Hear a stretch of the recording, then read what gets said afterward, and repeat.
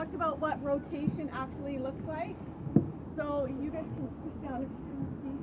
But what we practiced on Tuesday was making sure that we were linear and that we were over the side of the gunnel. So the first step was sitting square on the seat, not hooking your butt cheeks so that you can push yourself square on the seat. Having your feet in front of you. For some people that was really hard. So make sure you put your feet where it is comfortable, because I don't want you being extremely uncomfortable and then hurting yourself.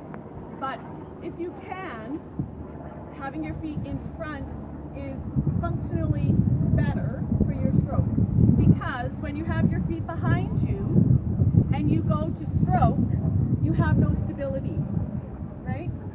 When you have your feet in front of you and you go to stroke, you have leverage. So that's kind of the theory behind it. So one back and one forward's okay. Well, that's old school. So if that's what you're used to, yeah. It's still the same idea in that when you have one foot behind, you do limit some of your ability to rotate and to use your body, and then you end up probably using your arms a little too much.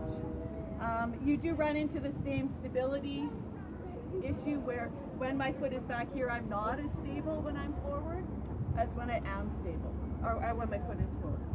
But you have to, you know, you guys have been paddling for a long time, you kind of have to balance it out as to what's going to work for you. But just so you know, that's kind of the rationale behind it. Your feet are in front of you because it offers you a base of support. Your gunnel leg is stuck to the gunnel, your butt cheek is stuck to the seat. Your foot, your leg, your butt cheek, it doesn't move. It stays very static. It's what keeps you in the boat. Your outside leg is the one that's going to help drive your body and your core. So when I have my foot, my leg, and my butt cheek right up next to the gunnel, and you can even see the tilt in the boat, I'm automatically kind of leaning out of the boat. I'm still solid through my core. I'm not doing this kind of thing to get out of the boat. Solid through my core. It also allows movement of this whole leg. So when I have my foot in front and my body's nice and solid, I can take this leg, push it back, and as I push it back, my hip goes back, and I come forward over the gunnel. My hip goes forward, and I come back. So this is rotation and what it looks like, okay? And it's all driven through my leg, my core, and my shoulders. Okay? So when this is it. You can sit in a chair in front of a mirror at home, and you can do this. You can sit and watch TV. Do you want to paddle to see what it looks like with a paddle, or you got to paddle? Okay. Right? So that's something you can do at home. You can practice both sides at home. Good idea. Right? Looks good. So it's just making sure that when you do that rotation, that you're moving this as a unit.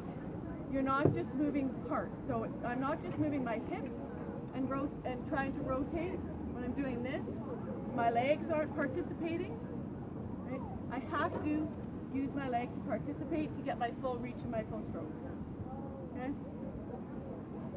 When I set up, it allows me to be linear. My armpit is over the gunnel. It allows me to have lots of reach and still be comfortable. All right? When you're doing this for a reach, you're doing a lot of twisting in here, and you don't have as much power in your whole body when you keep your hips stable and rely on just your back and your arms. Okay? A lot of people, and we'll work on this tonight, my shoulders are solid and I'm forward. I'm not giving her one of these. It's very subtle, but as soon as I go like this, I get this little crink in my neck here, and then I'm getting ready to torque. So we have a lot of guys that will come up and cringe. Linda does it sometimes too. And then you do this. So that's your drive.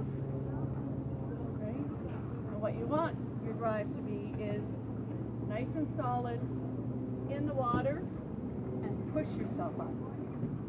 Okay? Down and push yourself up.